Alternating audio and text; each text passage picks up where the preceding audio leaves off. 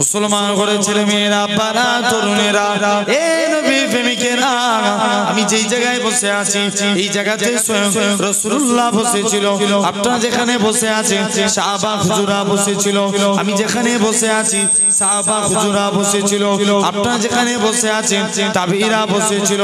খবর নিয়ে দেখেন হযরত উসমান হারুনি ওয়াজ করেছিল, খাজা গরিবে নওয়াজ হুজুর আমার ওয়াজ শুনেছে, আল্লাহর ওলি হয়ে গেছে।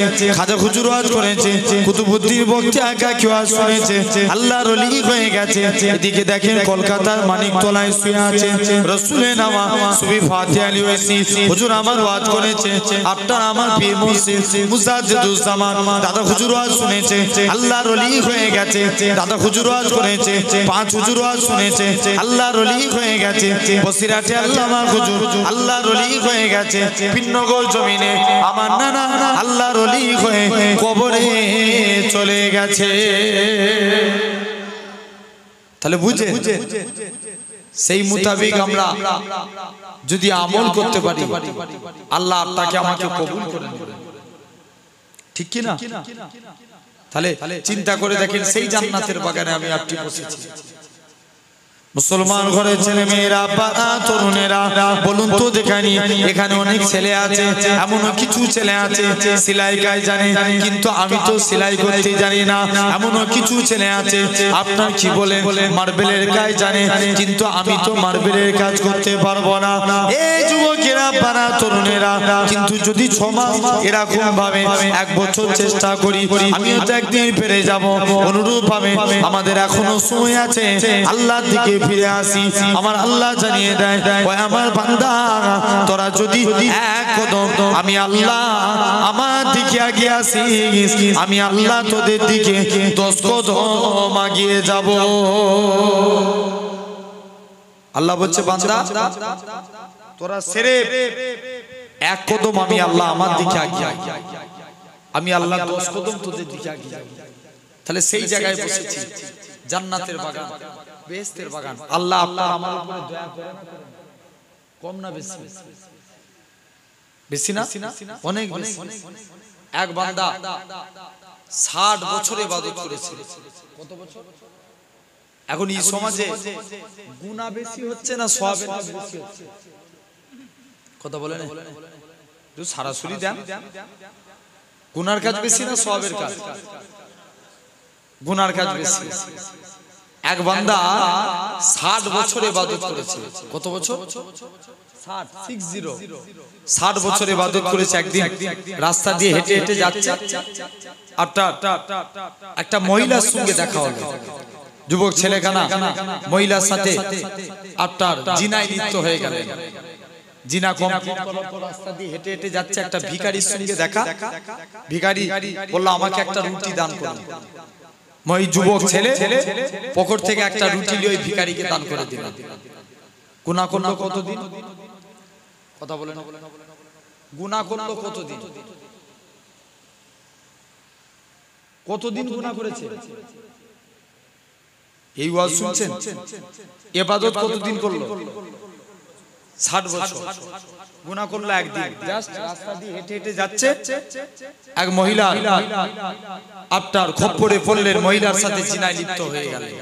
এরকম ভাবে বান্দা খানা 60 বছর ইবাদত করলেন, বান্দা ইন্তেকাল হয়ে গেলেন। আল্লাহ তাআলা আমলনামা ওজন করছে, দেখতে পাওয়া যায় 60 বছরের গুনার নেকির পাল্লা একদিকে রাখা হলো, সওয়াবের পাল্লা, আর একদিনের গুনার পাল্লা একদিকে রাখা হলো। নেকি আর সওয়াব দুটো সমান সমান হয়ে গেছে। বান্দা চিন্তায় পড়ে গেলেন, আল্লাহ উপায় কি আছে? বেশি ঘাটাঘাটি করুন, বেশি করুন। বলছি ঠিক আছে, আর হাত দেন। জেনে রাখেন তথাপিও বান্দা খানা আপনার 60 বছর নেকি একদিন গুনাহ। আল্লাহ বলছে যাও আমার বান্দার নেকি আর কোন নেকি আছে নাকি দেখে আসবে, যাও। আল্লাহর ফেরেশতারা দুনিয়ায় চলে আসে।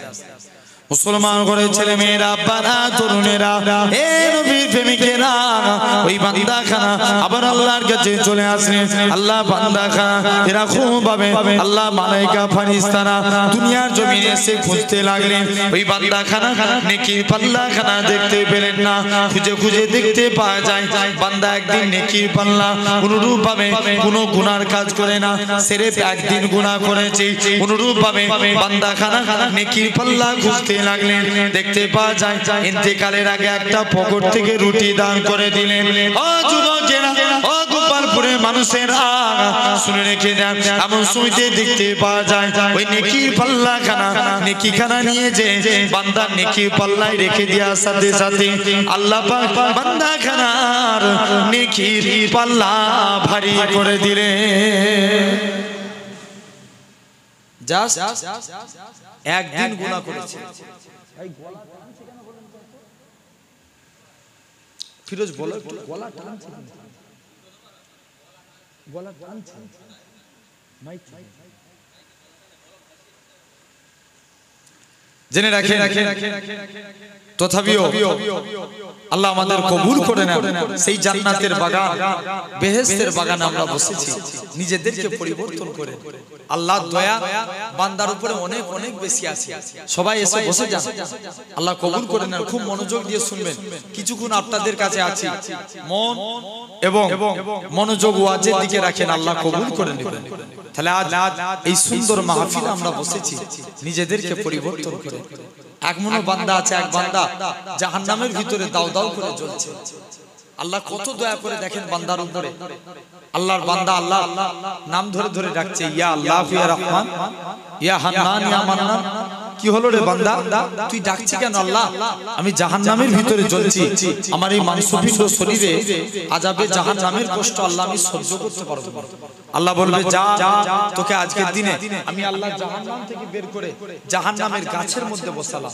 কোথায় বসালেন একটু কথা বলেন জোর করে বলেন এই সবাই মিলে এই আওয়াজ একটু তাকবীর দেখি তো না রে তাকবীর এর বেলায় সবাই এক আছে বলেন বান্দাকে দেখাই বসালো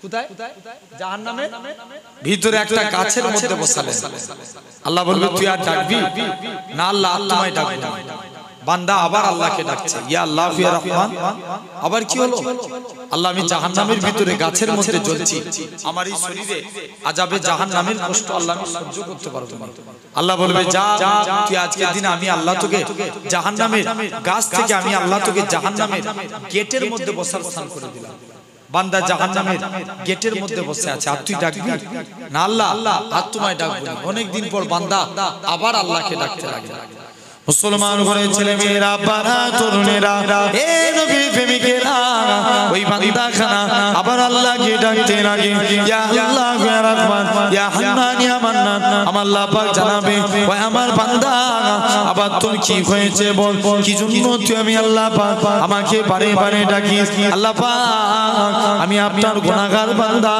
আমি আপনার আল্লাহ গুনাহগার বান্দা জাহান্নামের গেটের কাছে দাঁড়িয়ে আছি আল্লাহ একবার কি জান্নাত জাহান্নামের মাঝখানে একটা ফাঁকা জায়গা দেখতে পাই ওই জায়গায় কি বসার স্থান হবে না ও যুবকেরা আমার আল্লাহ জানাবে ওই আমার বান্দা চলে যা আমি আল্লাহ তোর বসার জায়গাটাকে আজকে দিনেতে আমি আল্লাহ তোকে জান্নাত জাহান্নামের মাঝখানে করে দিলাম জোর করে হবে না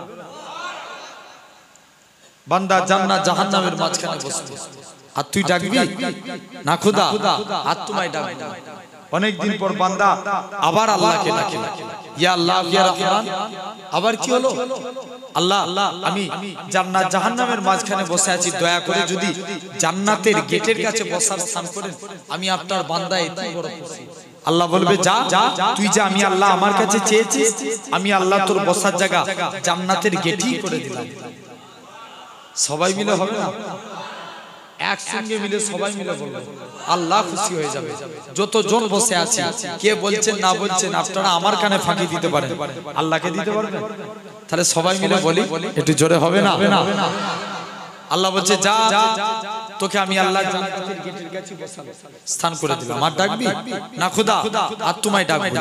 আল্লাহ বলবে যা, আমি আল্লাহ তোকে আজকের দিনেতে জান্নাত জাহান্নামের মাঝখান থেকে আমি আল্লাহ তোকে জান্নাতের মনোরম, আল্লাহ একবার জান্নাতের দরজা খোলা যাবে না?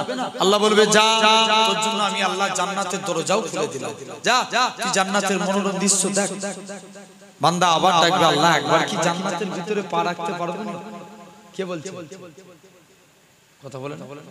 বান্দা বলছে আল্লাহ একবার কি জান্নাতের ভিতরে পা রাখতে পারবো না? মুসলমান ঘরের ছেলে মেয়েরা, বাবা তরুণেরা, হে নবী প্রেমিকেরা, ওই বান্দাখানা আবার আল্লাহকে ডাকতে লাগবে, ইয়া আল্লাহ ইয়া রহমান ইয়া হান্নান ইয়া মান্নান। আমার আল্লাহ পাক রহমতের দুনিয়ায় জসমানে, ওই আমার বান্দা আমি আল্লাহ তোকে জাহান্নাম থেকে বের করে জাহান্নামের গাছের মধ্যে বসিয়েছি, জাহান্নামের গাছ থেকে আমি আল্লাহ তোকে জান্নাত জাহান্নামের মাঝখানে এনেছি, জান্নাত জাহান্নামের মাঝখান থেকে আমি আল্লাহ তোকে জান্নাতের মনোরম দৃশ্য দেখিয়েছি। আর আমি আল্লাহ কি পারি না তো জীবনের পাকার পাহাড় গুনাহটাকে আমি আল্লাহ কি ক্ষমা করতে পারি না? ওই আমার বান্দা রে চলে যা, চলে যা, আমি আল্লাহ তোর জীবনের পাকার গুনাহটাকে ক্ষমা করে দিয়ে আমি আল্লাহ তোকে আমার রহমতে দয়ার জান্নাত দিয়ে দিলাম। যা, আমি আল্লাহ তোকে আমার জান্নাত দিয়ে দিলাম, আর তুই ডাকিস না। তাহলে দেখেন যে আল্লাহ আপনার আমার উপরে কত বেশি দয়া করে, কত বেশি রহমত আল্লাহ দয়া বান্দাদের উপরে। তারপরেও আমরা বান্দা কিন্তু আমরা গুনাহ কাজ বেশি করি, যে আল্লাহ এত বেশি বান্দাকে ভালোবাসে। এক বান্দা জাহান্নামের ভিতরে দাউ দাউ করে জ্বলবে, আল্লাহর কাছে এসে কাঁদবে, আল্লাহ বলবে যা আমার এই বান্দাটাকে জাহান্নামী করে দে। বান্দাকে টেনে টেনে জাহান্নামের দিকে নিয়ে চলে যাবে, তুই আর ডাকবি না খোদা? আর ডাকবি। আল্লাহ বলবে, আল্লাহকে বান্দা বলবে আল্লাহ আপনি আমায় জাহান্নামী করবেন না। আল্লাহ বলবে তুই দুনিয়ার জমিনে অনেক গোপনে অন্যায় করেছিস। কি করেছে? গোপনে গোপনে গোপনে অনেক অন্যায় কাজ করেছো, তোমার গুনার কথাগুলো কি আমি আল্লাহ মানুষের কাছে তুলে ধরি না? আল্লাহ তা করবেন না, আল্লাহ আমি জাহান্নামী চলে যাচ্ছি। আবার বান্দা জাহান্নামের দিকে যাবে, কাঁদবে, আল্লাহ জাহান্নামী করবেন না। আল্লাহ বলবে তবে তোর গুনার কথাগুলো আমি আল্লাহ মানুষের কাছে তুলে ধরি। ভাই আমরা গোপনে কে কি করি কেউ না দেখতে পাই, দেখতে পাই কে? জোর করে বলে আল্লাহ। তুমি আমি দেখতে পাচ্ছি এই ছেলেটা গোপনে, আমি আমার কথাই বলছি, মাথায় টুপি, মুখে দাড়ি, জুব্বা পরে ঘুরছি, কিন্তু আমি গোপনে কি অন্যায় করি, কি নেকির কাজ করি, এটা আপনারা জানেন না, আল্লাহ জানেন। জোর করে আল্লাহ জানেন। বান্দা আল্লাহ বলছে আল্লাহ তবে যা, তোকে জাহান্নামী করে দিচ্ছি। আল্লাহ আমি জাহান্নামে যাব না। আল্লাহ আল্লাহ বলবে তবে তোর গুনার কথাগুলো আমি আল্লাহ মানুষের কাছে তুলে ধরি। মুসলমান ঘরের ছেলে মেয়েরা, বাবা তরুণেরা, হে নবী প্রেমিকেরা, ওই বান্দাখানা আবার আল্লাহ কি ডাকতে লাগবে, আল্লাহ পাক আজকে দিনে আমি জাহান্নামী হতে চাই না। আল্লাহ আল্লাহ দয়াময় দয়া করে তুমি আমাকে maaf করে দাও। আল্লাহ পাক জানাবে তবে তোর গুনার কথাগুলো আমি আল্লাহ কি মানুষের কাছে তুলে ধরি না? আল্লাহ তা করবেন না। আল্লাহ আমি জাহান্নামী চলে যাচ্ছি। আল্লাহ বলবে বান্দা তুই জাহান্নামে যা। একবার বান্দা জাহান্নামের দিকে যাবে, আবার আল্লাহ দয়ার দিকে আসবে।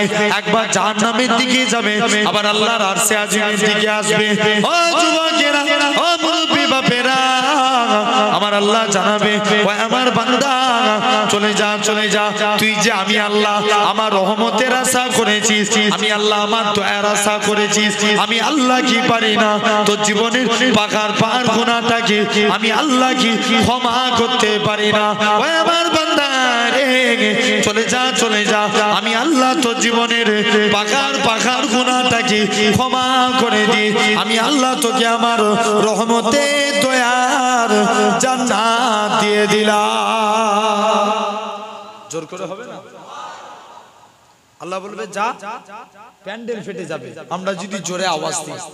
এই গোপালপুরে আমি মনে হচ্ছে এর আগে আরেকবার এসেছিলাম না, মুহররমের জলসায় এসেছিলাম না মসজিদে।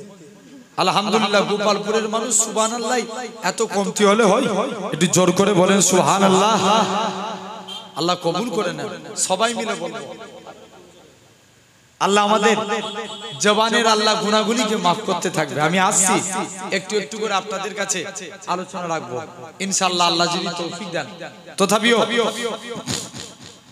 আজ এই সুন্দর মাহফিলে বসেছি, তাহলে আল্লাহর দয়া বান্দার উপরে অনেক অনেক বেশি আছে। চিন্তা করে তাহলে আমরা বান্দা আল্লাহর দিকে ফিরে আসি, দরকার আছে না? আল্লাহ বলছে বান্দা তোরা যদি হেঁটে হেঁটে আমি আল্লাহ আমার দিকে আগিয়ে আসি, আমি আল্লাহ তোদের দিকে দৌড়ে দৌড়ে আগিয়ে যাই। জোর করে বলবেন না? তাহলে আল্লাহ বলছে কুরআন শরীফ সূরা আল মুমিন 60 নম্বর আয়াত, আল্লাহ বলেন উদউনি আস্তাজিব লাকুম, বান্দা তোরা আমি আল্লাহ আমাকে ডাক, আমি আল্লাহ তোদের ডাকে সাড়া দেব। আল্লাহ বলছে তোরা আমি আল্লাহ আমার কাছে দোয়া চা, আমি আল্লাহ তোদের দোয়াকে কবুল করে নেব। জোরে বলে। তাহলে সেই জায়গায় বসেছে, তাহলে কত দয়া। যদি একটা কাফেরও আল্লাহকে ডাকে আল্লাহ তার উপরে রহমত করে দেবে। আমি ভুল বলছি? ভুল বললাম আপনাদের? মুসা নবীর জামানায় আল্লাহ কারুনকে অগাধ সম্পত্তির মালিক করেছিল। কারুন একদিন রাস্তা দিয়ে হেঁটে হেঁটে যাচ্ছে, এক মহিলার সঙ্গে দেখা হলো।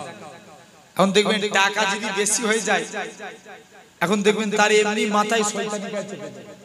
কথা বলেন, টাকা বেশি হলে হয় না? কারুনের টাকা লোভে পড়ে আপনার ডাক দিতে লাগলো, যাই মুসা নবীকে যে ডাক দিলেন, এক মহিলাকে ফিট করলো, যাও তুমি মুসা নবীর নামে অপবাদ দিবে, যাও, এর বিনিময়ে অনেক টাকা দেবে।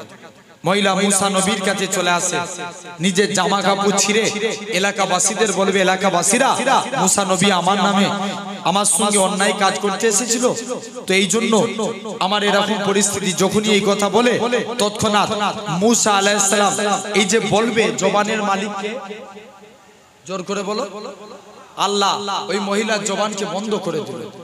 মহিলা মুখ দিয়ে আর কোনো কথা বলতে পারলেন না।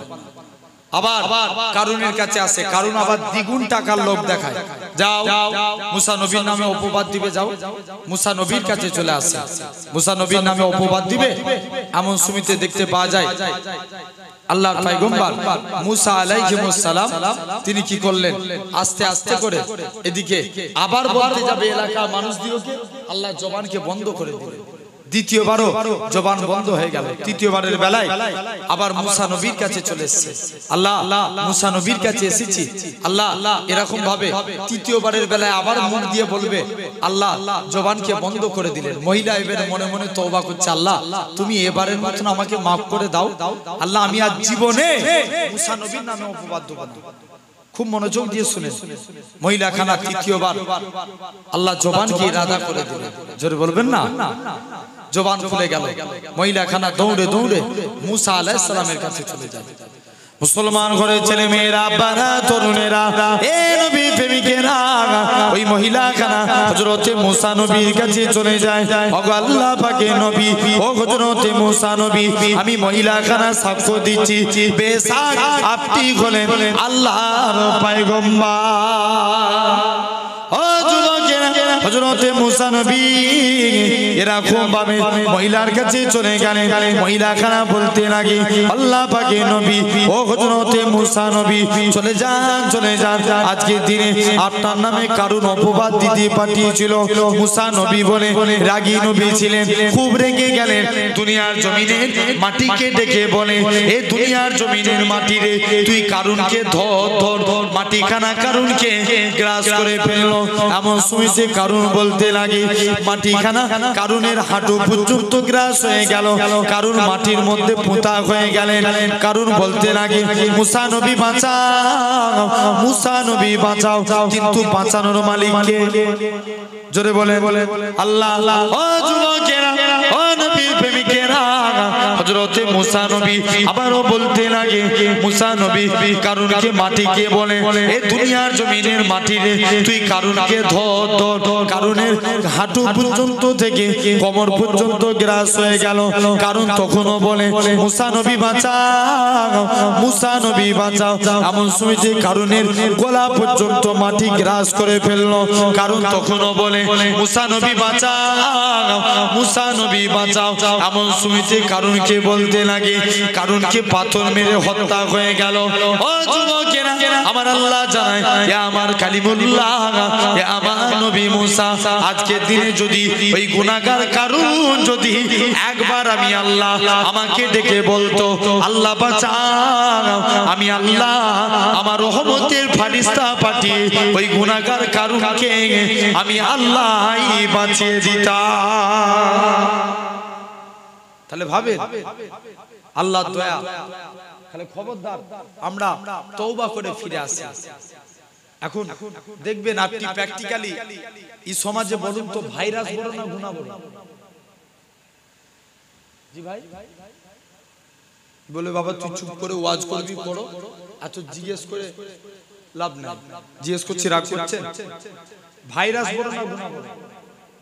কথা বলেন, জোর করে বলেন। গুনাহ বড়, অবশ্যই গুনাহ বড়। রাসূল বলছে, দেখবেন একটা বান্দা কন্টিনিউয়াসলি যখন গুনাহ করে তার মধ্যে কিছু আলামত এসে যায়। কন্টিনিউ যখন গুনাহ করতে থাকে, নাম্বার 1 ওই বান্দাটা নির্লজ্জ হয়ে যায়। কি হয়? নির্লজ্জ হয়ে যায়।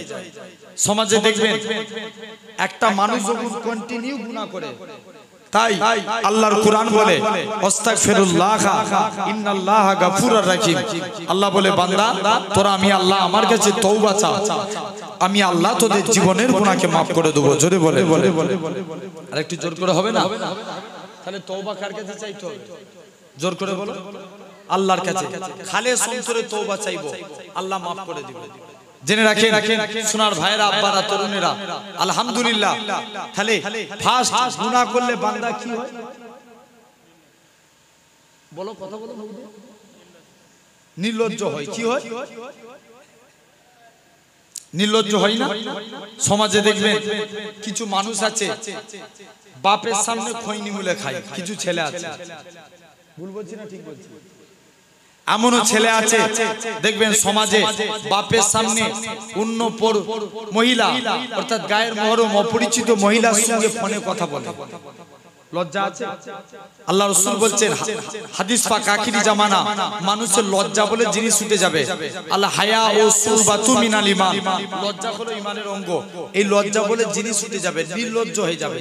দেখেন এখন রাস্তাঘাটে ওপেন একটা ছেলে আর মেয়ে হাত ধরে ঘোরাঘুরি করে। ভুল বলছি না ঠিক বলছি? আজ থেকে 15 বছর আগে এটা হতো? কথা বলে জোর করে বলো, 15 বছর আগে হতো? একটু কথা বলো। হতো না। জেনে রাখবেন, তাহলে এরকম দেখেন এখন মানুষ কত নির্লজ্জ হলে এরকম কাজ করে। এরকম সমাজে এমনও কিছু মানুষ আছে দেখবেন এত অন্যায় কাজ করে, এত গুনার কাজ করে, এমন নির্লজ্জ হয়ে গেছে। সমাজে দেখবেন কিছু কিছু মেয়ে আছে এই জলসার মাহফিল দেয়, দোকানদারি বসালি দেখবেন শুধু মেয়েদের ভিড়। ভুল বলছি না ঠিক বলছি? আচ্ছা বলো, কমিটি আব্বাগুনু বলেন, আপনারা কমিটির লোকেরা জলসা দেয় সওয়াবের উদ্দেশ্যে না নাকি আপনার গুনার উদ্দেশ্যে? সওয়াবের উদ্দেশ্যে। কিন্তু দেখবেন সমাজে কিছু মেয়ে আছে এমন রাস্তাঘাটে ঘুরিয়ে আরো গুনাহ হয়ে যায়। এরকম সমাজে কিছু মহিলা আছে দেখবেন বেপরদাহীন ভাবে রাস্তায় ঘোরাফেরা করে। এটা কি মানা যাবে? তাহলে এগুলো নির্লজ্জ হওয়া। কিছু কিছু দূর দূরান্ত থেকে, আশপাশ এলাকা থেকে কিছু মানুষ ওয়াজ শুনতে এসে মনে মনে নিয়ত করে ওই জায়গায় যাব, দুটো মেয়ে দেখে আসবো। ভুল বলছি না ঠিক বলছি? বাস্তব কথা বলছি। তাহলে খবরদার নিজেদেরকে পরিবর্তন করেন। নাম্বার 1, একটা মানুষ যখন গুনাহ করে তার প্রথম নাম্বার সে নির্লজ্জ হয়ে যায়। আমার মনে পড়ে যায় এই মহিলাদের কথা। আচ্ছা, পর্দা করা কি ফরজে? ফরজে আইন, পর্দা মাস্ট বি ইম্পর্টেন্ট, আদা করতেই হবে।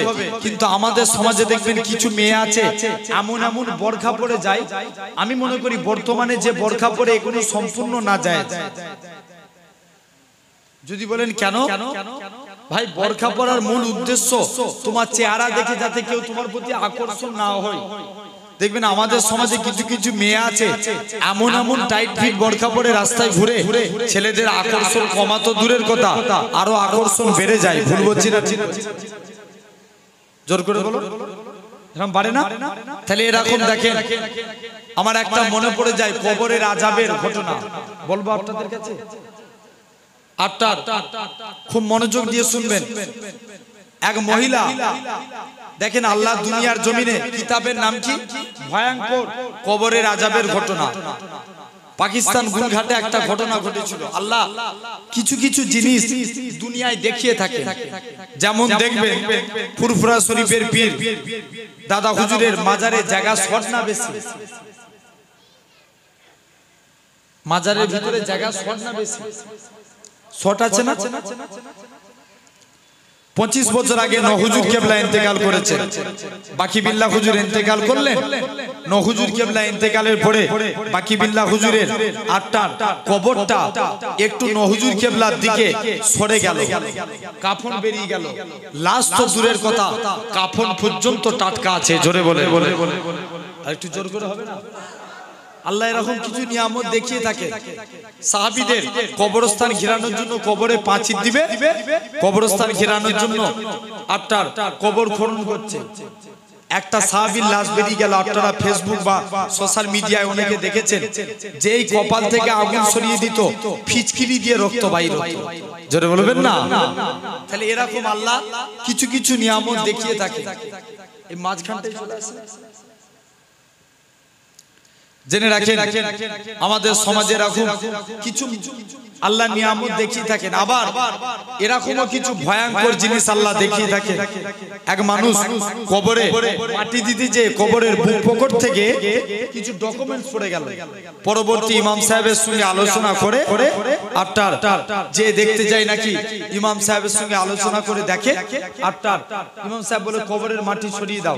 কবরের মাটি সরিয়ে দিয়ে দেখে তার জিভটা শিক দিয়ে টানা আছে, কোমর পর্যন্ত টানা আছে। আল্লাহ এরকম কিছু ভয়ঙ্কর জিনিস দেখিয়ে থাকে। আমার সোনার ভাইরা, তথাপিও আমাদের সমাজে এক পাকিস্তান এক গুলঘাটে এক মহিলা রাস্তা দিয়ে হেঁটে হেঁটে যাচ্ছে।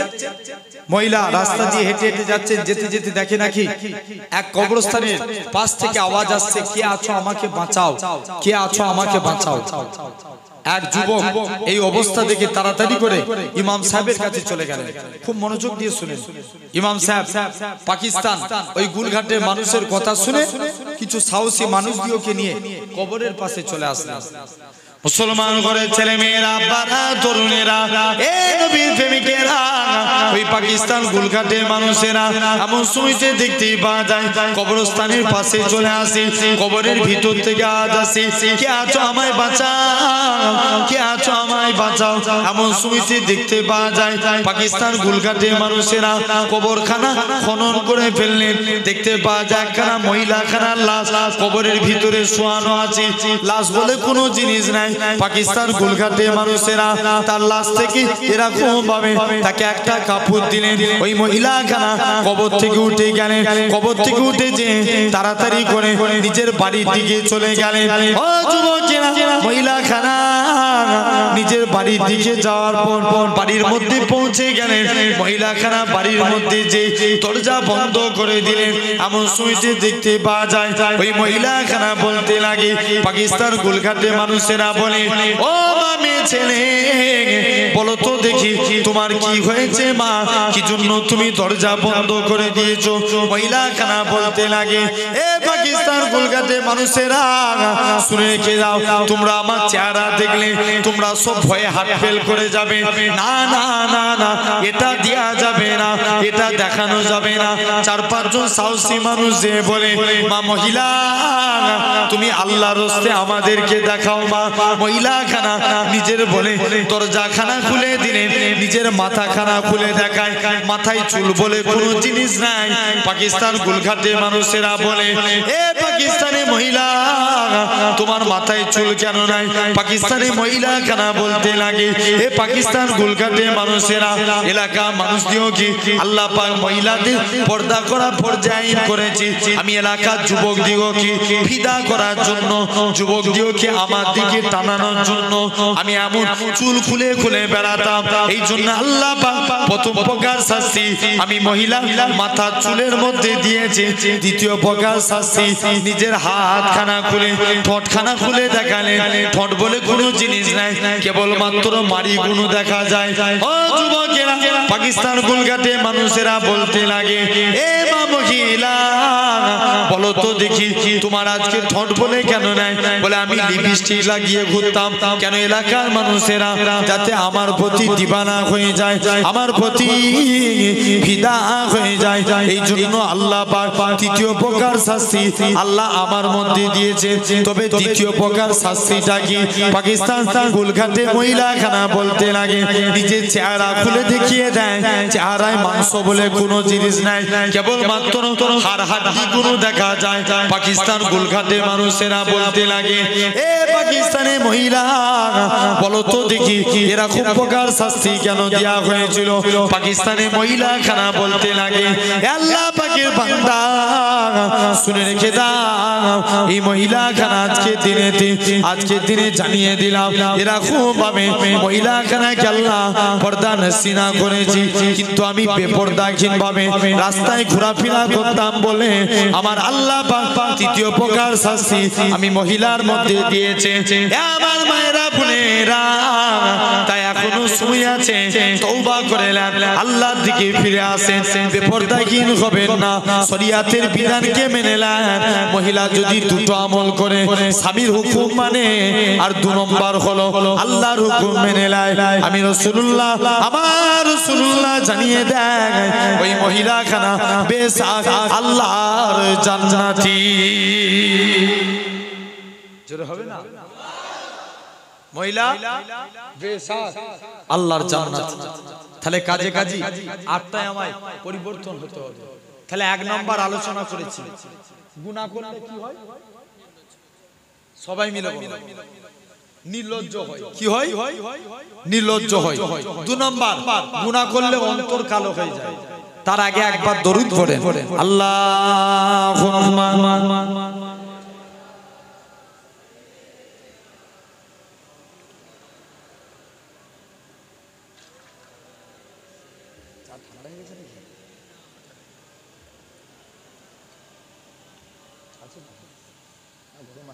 আল্লাহুম্মা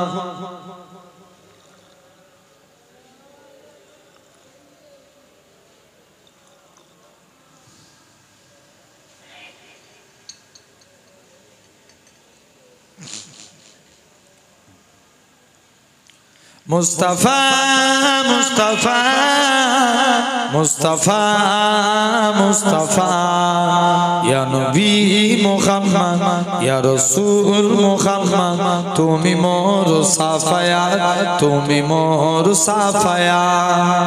জোরে বলবেন না সুবহানাল্লাহ? একটু জোর করে হবে না? ব্যাসটা একটু কমান তো। ইয়া নবী মুহাম্মদ ইয়া রাসূল মুহাম্মদ, তুমি মোর সাফায়াত, তুমি মোর সাফায়াত।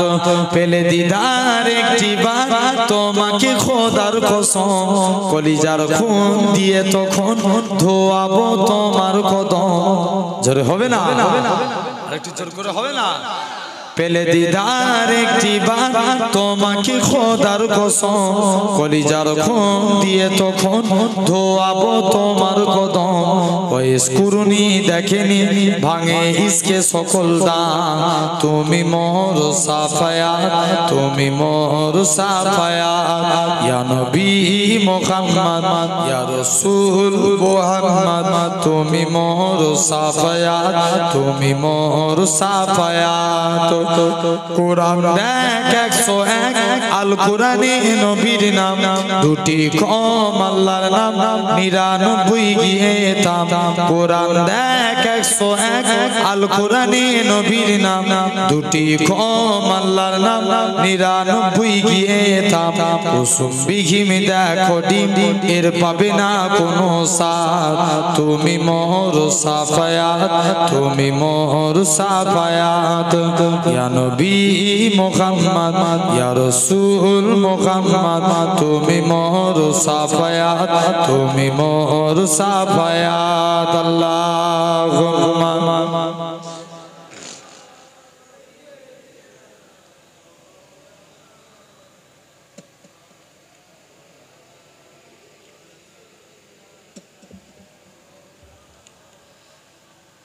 আমার সোনার ভাইয়েরা, আব্বারা, তরুণেরা, 2 নম্বর আটটা আমার কাছে আপনাদের কাছে আলোচনা করেছিলাম। 2 নম্বর হলো আপনার আমার জন্য অন্তর কালো, অন্তর গুনাহ করলে কি হয়? অন্তর জোর করে বলো, কালো হয়ে যায়। তাহলে দেখেন একটা মানুষ জানবেন যার অন্তর কালো, জানবেন সেই গুনাহগার। কালো অন্তর বুঝবো কি করে? অন্তরকে আল্লাহ 3 ভাগে ভাগ করেছেন। 3 ভাগ। নাম্বার 1 কলবে সলিম, সুস্থ অন্তর। 2 নম্বর কলবে মাইয়িত, মৃত অন্তর। 3 নম্বর কলবে মরিজ, অসুস্থ অন্তর। মোট কটা বললাম? 3টে। 1 নম্বর সুস্থ অন্তর, খুব মনোযোগ দিয়ে শুনবেন। জানিনি সব সময় আসার সময় পাইনি ভাই, তবে এসেছি বলে দিয়ে যাই। 1 নম্বর সুস্থ অন্তর। সুস্থ অন্তর কাদের? যারা হাক্কানি আল্লাহর ওলি। কারা? হাক্কানি আল্লাহর ওলি। আমি কোনো ভণ্ড পীরের কথা বলিনি ভাই, হাক্কানি আল্লাহর ওলিদের কথা বলি। সমাজে দেখবেন কিছু কিছু এখন আছে ভণ্ড, সমাজে বেরিয়েছে না বেরোয়নি? এই জোরে বলো, বেরিয়েছে। কিন্তু আমি সেই ভণ্ডদের কথা বলি না, আমি হাক্কানি আল্লাহর ওলিদের কথা বলছি। যার মধ্যে দাদা হুজুর হোক না না হোক, জোর করে বলেন হোক, এরকম হাক্কানি আল্লাহর ওলির কথা বলি।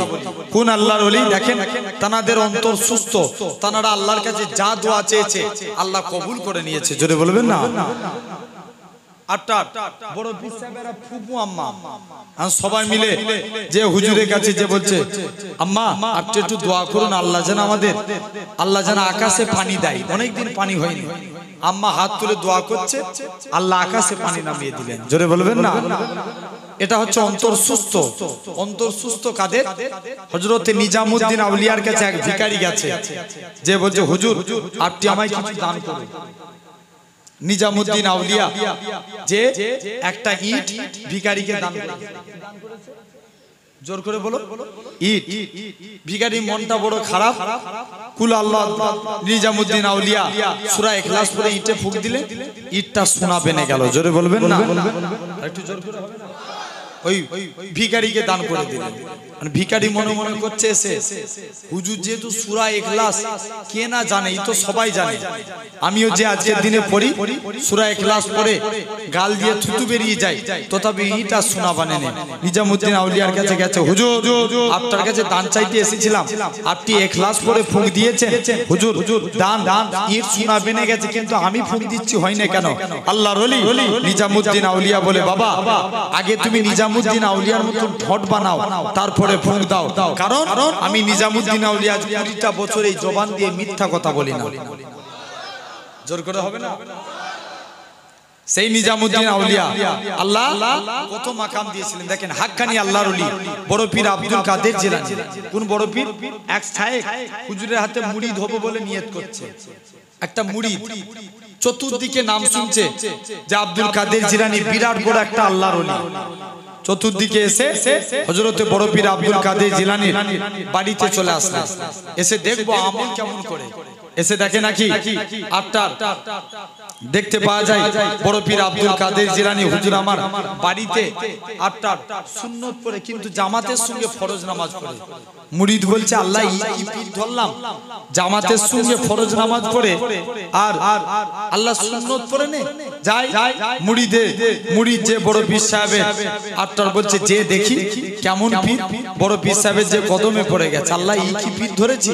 বড় পীর সাহেবকে যে বলছে, হুজুর বিয়াদবি মাফ করেন, আজকের দিনে আপনি কেন সুন্নত নামাজ পড়েননি? একটু আমার ভাই বোনকে ডাকবো, আল্লাহ শকর করে বলছি, যুবকরা অনেক ভালোবাসে, একটু তোমরা মজলিসে এসে বসে যাও। দাঁড়াবে না? আল্লাহ রাজি হয়ে যাবে। ডাকলে পালাই কেন? ওইদিকে 2টো ছেলে পালিয়ে গেল, দেখো। একটু আগে আসে, একটু আগে আসে। আলহামদুলিল্লাহ। জেনে রাখেন, একটু তাকবীর দেখি তো। না রে তাকবীর। একজন বলেন, সবাই মিলে একজন বলেন, একজন বলেন।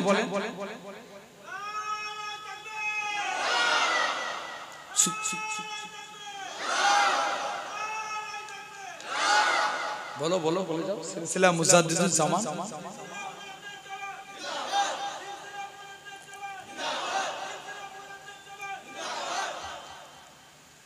জেনে রাখেন। তাহলে আজ আপনি আমি এই সুন্দর মাহফিলে বসেছি, পরিবর্তন হন, আল্লাহ কবুল করেন। তো আমি যে কথা আলোচনা করছিলাম, তাহলে আমরা শুনতে চাই তো, এই অন্তর কালো অন্তরকে পাক করতে চাই। কারা কারা চান একটু হাত তুলে দেখান, দেখি একটু তাকবীর দেখি। আর একবার দেন তো ভাই, একবার দেন। এরকম মাঝে মাঝে তাকবীর দেওয়ার দরকার আছে না নাই? জেনে রাখবেন, এই তাকবীর দিলে ঈমানি জজবিয়াত বেড়ে যায়। জোরে বলবেন না? আমার ভাই তথাপিও সেই মুরিদ এখন বড় পীর সাহেবের এসে কদমে পড়ে গেছে। আল্লাহ যে দেখবো হুজুর কেমন আমল করে, হুজুর যদি আমল ঠিক করে আল্লাহর ওলি বলে মানবো, নালে মানবো না। এসে দেখে শুধু জামাতের সঙ্গে ফরজ নামাজ পড়ে, সুন্নত পড়ে নেই। মুরিদ তো বাড়িতে সুন্নত পড়ে, কোথায়? জোর করে বলো। বাড়িতে। কেন? বাড়িতে সুন্নত আদায় করতে হয়। রাসূল বলছে তোমরা ঘরগুলোকে কবর বানিয়ে ফেলো না। কিতাবের নাম মুজমায়ে ওয়াজ শরীফ কিতাব। আল্লাহ রাসূল বলছেন তোমরা বাড়িগুলোকে কবর বানিয়ে ফেলো না। জোহরের ফজিলতে এসেছে যে ব্যক্তি জোহরের সুন্নত বাড়িতে আদায় করে, জামাতের সঙ্গে ফরজ নামাজটা পড়ে, আল্লাহ তার রুজিতে বরকত দেয়। জোরে বলবেন না? বড় পীর আব্দুল কাদের জিলানী আস্তে আস্তে করে চলে বাড়িতে সুন্নত পড়তেন। মুরিদ বলছে যাক এই ব্যাপারটা ছাড়া যাক। দ্বিতীয় দিন দেখছে যে দেখবো কেমন আল্লাহর ওলি। রাত জেগে শুনেছি হাক্কানি আল্লাহর ওলিরা রাত জেগে ইবাদত করে। কি করে? রাত জেগে ইবাদত করে। যে সারা রাত জানলা দিয়ে উকি মেরে দেখছে বড় পীর সাহেব ঘুমিয়ে আছে। সকাল হয়েছে, একটা ওলি আল্লাহদের প্রতি ইলহাম হয়। ইলহামে একটা আওয়াজ আসছে, আব্দুল কাদের সবাই যখন ঘুমিয়ে পড়েছে, তুমি আমি আল্লাহ আমাকে রাজি করে ফেলেছো, এর বিনিময়ে তুমি কি চাও? আব্দুল কাদের জিলানী বলে আল্লাহ এর বিনিময়ে তুমি আমাকে মুটা বানিয়ে দাও। কি করবে? জোর করে বলো। মুটা বানিয়ে দাও। বড় পীর আব্দুল কাদের জিলানী আপনার মুরিদ তো খেপে লাল হয়ে যাচ্ছে। আল্লাহ হুজুর কি দোয়া চাইছে? মুটা হওয়ার কেন দোয়া চাই? বড় পীর আব্দুল কাদের জিলানী বারে বারে মুটা হওয়ার জন্য দোয়া চাইছে। আল্লাহর ওলি আব্দুল কাদের জিলানী প্রথম দিন দেখে সেম দোয়া, দ্বিতীয় দিনও সেম দোয়া চাইছে, তৃতীয় দিনে আবার ওই মোটা হওয়ারই দোয়া চাইছে।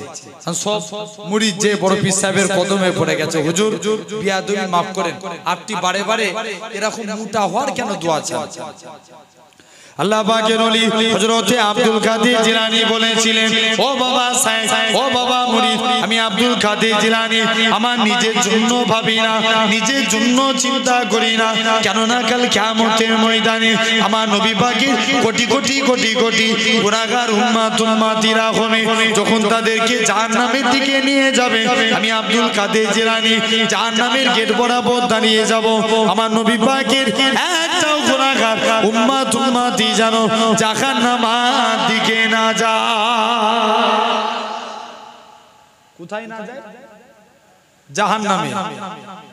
হাক্কানি আল্লাহর ওলিরা আল্লাহর কাছে সুপারিশ করে জান্নাতি করতে পারবে, এটা আল্লাহ তাদের পাওয়ার দিবে।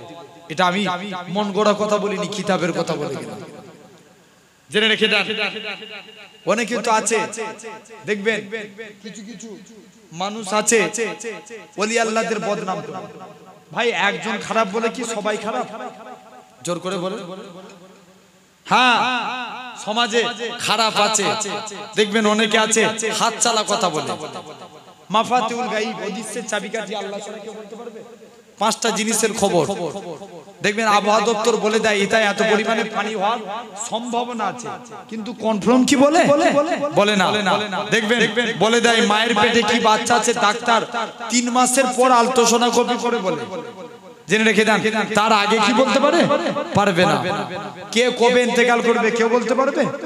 কোথায় মারা যাবে, কোথায় দাফন হবে কেউ বলতে পারবে না। কালকে কত টাকা ইনকাম করবে কেউ বলতে পারবে না। জেনে রেখে দেন, কাজে কাজে তাহলে আপনাকে আমাকে ভাবতে হবে। সোনার ভাইরা, আব্বারা, তরুণীরা, সেই বড় পীর আব্দুল কাদের জিলানী আল্লাহ, এরকম সমাজে কিছু মানুষ আছে পীরেদের বদনাম করে। আমি হাক্কানি আল্লাহর ওলির কথা বলি। কোন বড় পীর যিনি আল্লাহ জিনার মাকাম কত দিয়েছিলেন, এক চোর 30 বছর চুরি করছে। 30 বছর কেউ তাকে ধরতে পারেন না। মনে মনে নিয়ত করছে আজকে বড় পীর সাহেবের বাড়িতে যাব, হুজুর যদি ধরতে পারে জানবো হুজুর বড় পীর, আর না ধরতে পারলে আমি চোর বড় পীর। কে বলছে? জোর করে বলো। চোর বলছে যে হুজুরের কদমে পড়ে গেছে, যে হুজুরের কদমে পড়ে যে বলছে হুজুর বিয়াদবি মাফ করেন, আমি চোর সাক্ষ্য দিচ্ছি আপনি হচ্ছেন বড় পীর। জোরে বলবেন না। প্রথম দিন সব মালপত্র নিয়ে বস্তার মধ্যে ভরে দরজা খুলতে যাই, বলছে বেরোতে পারলেই তো আমি বড় পীর। যেই বেরোতে গেছে দরজা খুলে গেছে। দ্বিতীয় দিন যে দেখে দরজা আবার আটটার, প্রথমবার দরজা বন্ধ হয়ে গেছে, দ্বিতীয়বার দরজা খুলে গেছে, তৃতীয়বারের বেলায় পুরোপুরি বলো। চোর যে বলছে এবার পড়েছি ধরে, বড় পীর সাহেবের কদমে পড়ে যা হুজুর বিয়াদবি মাফ করেন, আমি চোর সাক্ষ্য দিচ্ছি আপনি হলেন বড় পীর। ছোট বলবেন না। সেই আব্দুল কাদের জিলানী আল্লাহ হুজুরের মাকাম কত দিয়েছিলেন, কত ইজ্জত দিয়েছিলেন। আল্লাহর ওলি হযরতে পীরানে পীর দস্তগীর গাউসুল আজম বড় পীর এক শায়েখ হুজুর মনে মনে করছে যাই দেখবো হুজুর কেমন আল্লাহর ওলি। বড় পীর সাহেবের কাছে চলে গেছে, এসে দেখে নাকি বড় পীর সাহেব রাত্রে 8টার শুধু জামাতের সঙ্গে মসজিদে হুজুরের আব্বা শিশু বেলায় হুজুরকে মসজিদে নিয়ে চলে গেছে। 8টা সবাই নামাজ পড়ছে, হুজুর সিঁড়িতে বসে আছে। বড় পীর সাহেব 8টা যারা সব নিচে জুতো খুঁজছে তাদের জুতো উপরে করে দিচ্ছে, যারা উপরে জুতো খুলেছে তাদের জুতো নিচেই করে দিচ্ছে। মুরিদ বলছে আল্লাহ ই কি পীর ধরলাম, উপরের জুতো নিচে, নিচের জুতো উপরে। যাই যে বড় পীর সাহেবের কাছে চলে গেছে, তারা একজন নামাজ না পড়ে নুকি নুকি দেখে বড় পীর সাহেবের কাজ করছে, কোনো কথা না বলে আবু সালেম মুসা জাঙ্গিকে যে বলছে কোন ছেলে মসজিদে এনেছেন, খবরদার একে আর মসজিদে আনবেন না, এ আমাদের প্রতিদিন জুতো গোলমাল করে দিচ্ছে। যাই বড় পীর সাহেবের যে আফটার আবু সালেম মুসা জাঙ্গি কোনো কথা না বলে বড় পীর সাহেবকে বাড়ির দিকে নিয়ে চলে গেল। আল্লাহ পাকের ওলি হযরতে আবু সালেম মুসা জাঙ্গি রাহমাতুল্লাহ আলাইহি হুজুর আমার আল্লাহ পাকের ওলি হযরতে আব্দুল কাদের জিলানী রাহমাতুল্লাহ আলাইহি সাথে করে নিয়ে বাড়ির দিকে চলে গেলেন। ও যুবকেরা, ও মুরব্বি বাপেরা, আল্লাহ পাকের ওলি হযরতে আবু সালেম মুসা জাঙ্গি বলে ও বাবা আব্দুল কাদের, ও বাবা আব্দুল কাদের বলো তো দেখি তুমি কেন এরকম কাজ করো, উপরে জুতো কেন নিচেই করো, নিচে জুতো গেল উপরে করো। আল্লাহ পাকের ওলি হযরতে আব্দুল কাদের জিলানী বলে আব্বা জান আমি নিজের ইচ্ছায় এই কাজ করিনি, আমার আল্লাহ পাক ইলহামের মধ্যে জানিয়ে দিয়েছিলেন যে আব্দুল কাদের জিলানী যারা জান্নাতি মানুষ তাদের জুতোগুলোকে মসজিদের সিঁড়ির উপরে করে দাও। আমি আব্দুল কাদের জিলানী আল্লাহ পাকের জান্নাতি বান্দাদের জুতোগুলোকে মসজিদের সিঁড়ির উপরে করে দিই। আরো জোরে হবে না?